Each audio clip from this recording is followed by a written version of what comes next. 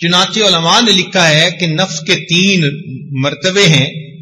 ایک ہے نفس امارہ، یہ سرکش نفس ہے جو انسان کو ہر وقت اللہ تعالی کی نافرمانی اور بغاوت کے اوپر اکساتا رہتا ہے. ان النفس لامارۃ بالسوء الا ما رحم ربی. یہ شیطان کا ساتھی، یہ شیطان کا ایجنٹ ہے. جو شیطان ہمارے دل و دماغ میں ڈالتا ہے، یہ نفس اس کو پورا کرنے کے لیے ہمیں ورغلاتا ہے. یہ ہمارا اندر کا دشمن. کہتے ہیں نا گھر کا بھیدی لنکا ڈھائے، یہ ہمارے گھر کا بھیدی ہے. یہ لنکا ڈھا دکھاتا ہے. ایک ہوتا ہے نفس لوامہ، گناہ تو کر بیٹھا پھر افسوس بھی کرتا ہے، مجھے ایسا نہیں کرنا چاہیے تھا. شرمندگی بھی ہوتی ہے، ندامت بھی ہوتی ہے، حسرت بھی ہوتی ہے، افسوس بھی ہوتا ہے. یہ نفس لوامہ. اور ایک نفس مطمئنہ. نفس مطمئنہ وہ نفس ہوتا ہے کہ جس کو اللہ کی فرما برداری ہی میں راحت ملتی ہے. وہ ہر وقت اللہ کی رضا جوئی کے لیے کمر بستہ ہوتا ہے. وہ اللہ تعالیٰ کی نافرمانی کے بارے میں سوچتا ہی نہیں. اللہ کی رضا والی زندگی کے لیے ہر وقت قدم بڑھاتا ہے. اس کو نفس مطمئنہ کہا جاتا ہے. یہ نفس مطمئنہ جن کو نصیب ہو جائے تو ان لوگوں کی زندگی شریعت کے مطابق زندگی ہوتی ہے. یہ اپنے اعضاء کی امانت کو اللہ تعالی کے حکموں کے مطابق استعمال کرتے ہیں. یہ وہ لوگ ہیں جو صحیح معنوں میں انسان ہیں. جیسے ایک مشہور واقعہ ہے، ایک نوجوان نہر کے کنارے جا رہا تھا. اس نے پانی کے اندر ایک سیب بہتا دیکھا. بھوک لگی ہوئی تھی، آگے بڑھ کر سیب اس نے کھا لیا. جب پیٹ میں کچھ پہنچ گیا، اب بات سمجھ میں آئی کہ یہ سیب میرا تو نہیں تھا، تو کسی اور کی ملکیت، اور میں نے تو بغیر اجازت کے کھا لیا. لہذا اب مجھے چاہیے کہ میں اس کے مالک کے پاس جاؤں، یا قیمت ادا کروں یا معافی مانگ لوں. چنانچہ اس نے پانی کے اپوزٹ ڈائریکشن میں اپ سٹریم چلنا شروع کر دیا. آگے جا کر اس کو سیب کے باغات نظر آئے، ٹہنیاں نہر تک آئی ہوئی تھی. اس نے سوچ لیا کہ یہاں سے سیب گرا اور میں نے کھایا. باغ کے مالک کے پاس گیا، کہنے لگا میں فقیر آدمی ہوں، میرے پاس پیسے تو نہیں کہ دے سکوں، تو آپ برائے مہربانی مجھے یہ حق معاف کر دیں. انہوں نے کہا میں تو معاف نہیں کرتا.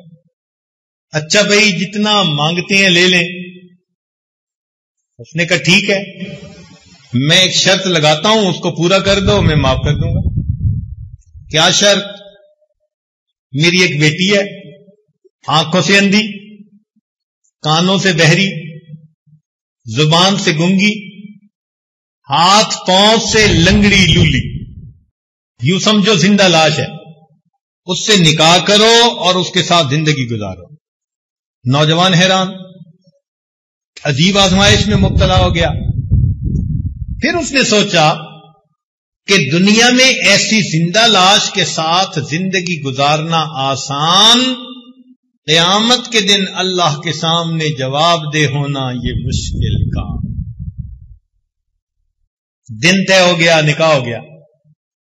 جب بیوی کے پاس گیا تو دیکھا کہ وہ صحیح سالم خوبصورت ہنستی بولتی نوجوان لڑکی. اگلے دن سسر سے ملاقات ہوئی. اس نے کہا بتاؤ بھائی کہ آپ نے مہمان کو کیسے پایا؟ کہنے لگا جی کہ آپ نے تو کہا تھا کہ وہ گنگی ہے، بہری ہے، اندھی ہے، لولی لنگڑی ہے. اس نے کہا سنو، میری ایک ہی بیٹی تھی، میں نے اس کو دین پڑھایا، قرآن کی حافظہ، حدیث کی عالمہ بنایا. اب میں چاہتا تھا کہ اس کا میں نکاح ایسے بندے سے کروں کہ جس کے دل میں اللہ کا خوف ہو، تقویٰ ہو جس میں.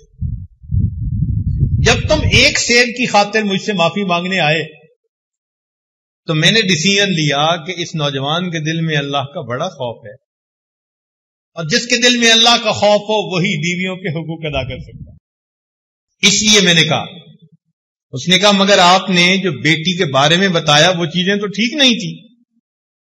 اس نے کہا دیکھو میں نے کہا تھا کہ یہ بکماء اللسان ہے، اس لیے کہ اس نے کبھی غیر محرم سے کوئی بات ہی نہیں کی. یہ امیاء العینین ہے، اس لیے کہ غیر محرم کی طرف اس نے کبھی آنکھ اٹھا کے نہیں دیکھی. میں نے کہا یہ سماء الاذنین ہے، اس نے کبھی غیر محرم کی شر والی باتیں ہی نہیں سنی. میں نے کہا یہ کسیحۃ القدمین ہے، اس کے دونوں پاؤں فالج زدہ، اس لیے کہ میری اجازت کے بغیر گھر سے کبھی نکلی ہی نہیں. ایسے بھی تو لوگ زندگی گزار گئے. یہ ہیں صحیح معنوں میں انسان کہ جن کے جسم کا ایک ایک عضو اللہ رب العزت کی رضا کے مطابق استعمال.